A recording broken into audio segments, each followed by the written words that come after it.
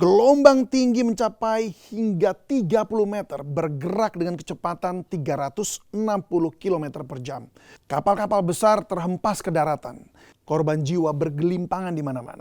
Mobil dan sisa-sisa bangunan yang roboh pun terseret ke jalanan.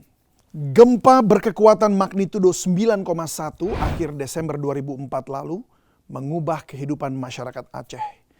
Gempa dahsyat yang memicu tsunami itu menewaskan ratusan ribu jiwa. Tsunami itu juga jadi katalis penting yang mendorong perdamaian antara GAM dan pemerintah Indonesia. Tsunami yang mengakhiri konflik bersenjata yang telah terjadi puluhan tahun. Seperti apa peristiwa tsunami yang menewaskan lebih dari 200 ribu jiwa itu? Yuk, kita flashback.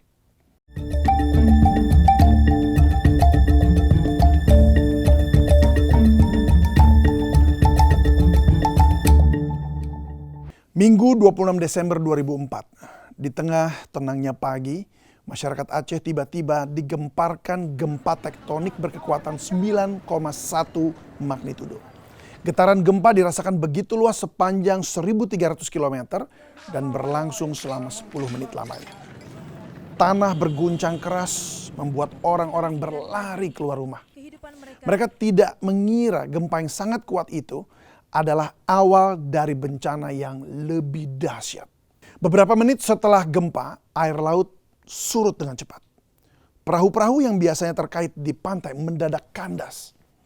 Rasa penasaran bercampur membuat banyak orang mendekat ke laut.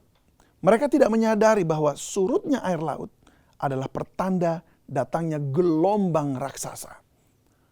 Dan benar saja, setelah air laut surut, dari kejauhan terdengar suara gemuruh. Gelombang tinggi mencapai hingga 30 meter bergerak dengan kecepatan 360 km per jam. Melaju ke arah daratan. Gelombang tersebut menggulung apapun yang dilewatinya. Menyapu hampir seluruh kawasan pesisir Aceh. Menghancurkan rumah dan bangunan-bangunan.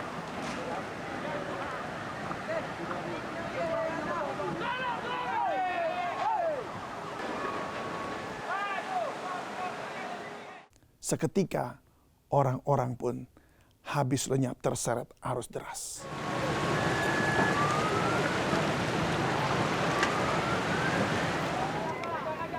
Tidak berhenti di situ, gelombang kedua datang lebih tinggi. Beberapa menit kemudian menggulung ke arah pantai, menyapu sisa yang masih berdiri.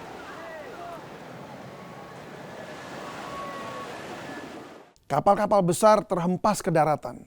Salah satunya kapal pembangkit listrik tenaga diesel atau PLTD seberat 2.600 ton. Terseret hingga 5 km ke kota Banda Aceh. Mobil, pepohonan, bahkan ratusan bangunan terseret tanpa sisa. Sementara itu orang-orang yang terjebak di tengah gelombang air laut berpegangan pada apa saja yang bisa diraih demi menyelamatkan diri. Namun tidak sedikit yang kemudian tergulung hingga menemui ajalnya. Apa yang membuat tsunami Aceh begitu dahsyat? Ya, ini terjadi karena dipicu oleh gempa tektonik yang luar biasa. Gempa terbesar ketiga dalam sejarah modern itu berpusat 100 km dari barat pantai Sumatera di kedalaman 30 km. Gempa itu dipicu tumbukan dua lempeng kontinental, yakni lempeng Indo-Australia dan lempeng Eurasia di sepanjang Palung Sunda. Para ahli memperkirakan tumbukan dua lempeng itu mengeluarkan energi yang setara dengan 1.500 kali bom atom Hiroshima. Wow, kekuatan energi luar biasa yang memicu tsunami yang dahsyat. Yang menurut PBB, tsunami Aceh merupakan salah satu bencana kemanusiaan terbesar dalam sejarah modern. Ketika gelombang air laut yang menghantam daratan tersebut mulai surut, daratan Aceh berubah jadi lautan puing-puing dan juga lumpur. Jalan-jalan hancur. Korban jiwa bergelimpangan di mana-mana. Mobil dan sisa-sisa bangunan yang roboh pun terseret ke jalanan. Wilayah terdampak tsunami paling parah yakni Banda Aceh, Aceh Besar, Aceh Jaya, dan Aceh Barat. Kawasan desa-desa di sepanjang pantai barat Aceh seperti Meolaboh dan juga Calang hampir semuanya hilang tersapu tsunami. Tercatat 139.000 rumah rusak dengan nilai kerugian mencapai 45 miliar dolar Amerika Serikat atau setara dengan 73 triliun rupiah. Dalam waktu singkat, Aceh kehilangan lebih dari 200.000 penduduknya. Sementara mereka yang selamat, tidak sedikit yang mengalami trauma.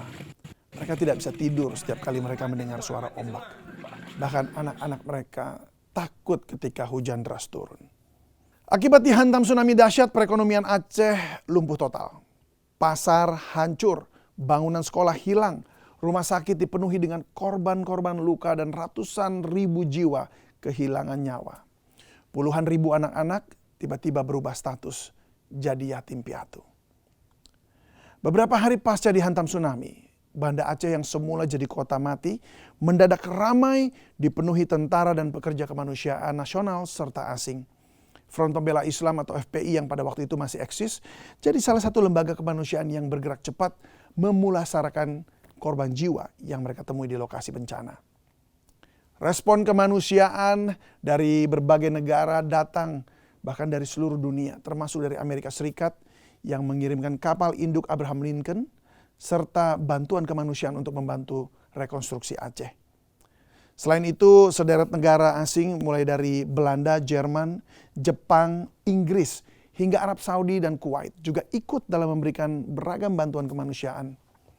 Namun distribusi bantuan terkendala susahnya akses jalan darat karena banyak jalan dan juga jembatan yang rusak atau terhalang puing-puing bekas bangunan yang roboh. Hal ini yang kemudian mengutuk Susi Pujiastuti, pengusaha makanan laut dari Pangandaran, Jawa Barat.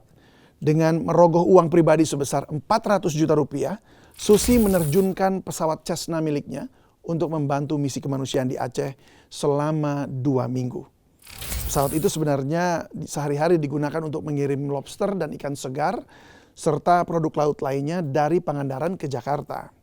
Relawan merasa terbantu karena pesawat Bu Susi bisa menjangkau daerah-daerah bencana terisolasi. Ya, setelah 2 minggu membantu mendistribusikan berbagai macam bantuan, Susi Pujiastuti berniat menarik pesawatnya lagi karena akan digunakan kembali untuk mengangkut produk ikan dari perusahaannya.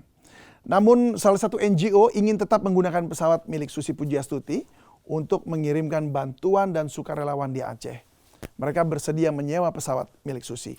Dari situlah awal mula Susi Pujiastuti masuk ke dalam bisnis penyewaan pesawat terbang. Dan akhirnya membuka penerbangan perintis dengan nama Susi Air. Dalam satu kesempatan, Susi Pujiastuti, mantan Menteri Perikanan dan Kelautan di era Presiden Joko Widodo itu pernah berkomentar, kalau tidak ada tsunami, Susi Air juga tidak ada. Tsunami juga menyisipkan cerita keprihatinan yang mendalam. Seperti yang dialami oleh seorang bocah bernama Martunis. Bocah 7 tahun itu ditemukan selamat di pinggir pantai oleh wartawan televisi asal Inggris sekitar 3 pekan setelah tsunami. Saat itu wartawan dan tim relawan menyisir pantai untuk meliput kondisi dampak tsunami. Awalnya Martunis disangka hantu karena relawan pesimis ada orang yang masih hidup 2 pekan pasca bencana terjadi. Namun setelah didekati, ternyata seorang bocah berusia 7 tahun. Martunis bercerita, ia bersama ibu, kakak, dan adiknya tergulung tsunami saat naik mobil penyelamat. Ibu dan saudara-saudaranya hilang terseret tsunami. Hanya dia seorang diri yang selamat dari sapuan gelombang tersebut. 2 minggu lebih ia terombang-ambing di pantai di antara pohon bakau. Ia dikelilingi jasad puluhan korban meninggal dunia. Demi bertahan hidup, ia memakan mie instan yang hanyut. Saat ditemukan, Martunis memakai jersey timnas Portugal, nomor 10 milik Rui Costa. Kisah ditemukannya Martunis dalam keadaan selamat menggemparkan dunia hingga mengundang empati pesepak bola Manchester United, Cristiano Ronaldo. Di kemudian hari, kisah hidup Martunis penuh warna. Ia diangkat sebagai anak asuh Ronaldo dan sempat dibawa oleh Ronaldo ke Portugal untuk belajar di klub Sporting Lisbon. Di balik bencana yang sangat memilukan hati, tsunami pada Desember 2004 itu ternyata juga menjadi katalis perdamaian antara pihak Gerakan Aceh Merdeka atau GAM dengan pemerintah Indonesia. Kedua pihak sama-sama menyadari telah kehilangan orang dan juga aset. Pada waktu itu, Hamid Awaludin, Menteri Hukum dan HAM menyebut tsunami memberi dorongan besar bagi pemerintah untuk segera menciptakan situasi aman agar bisa membantu rakyat Aceh dan melakukan rehabilitasi. Melalui perantara seorang pengusaha sekaligus tokoh filantropi asal Finlandia, Juha Kristensen, pemerintah Indonesia dan GAM sepakat berunding di Helsinki awal 2005. Presiden Finland Martti Ahtisaari pada saat itu memfasilitasi 6 putaran negosiasi sampai ditandatanganinya MOU Helsinki 15 Agustus 2005. Kesepakatan itu menjadi titik awal perdamaian antara GAM dan pemerintah Indonesia dan mengakhiri konflik bersenjata yang telah berjalan hampir 3 dekade.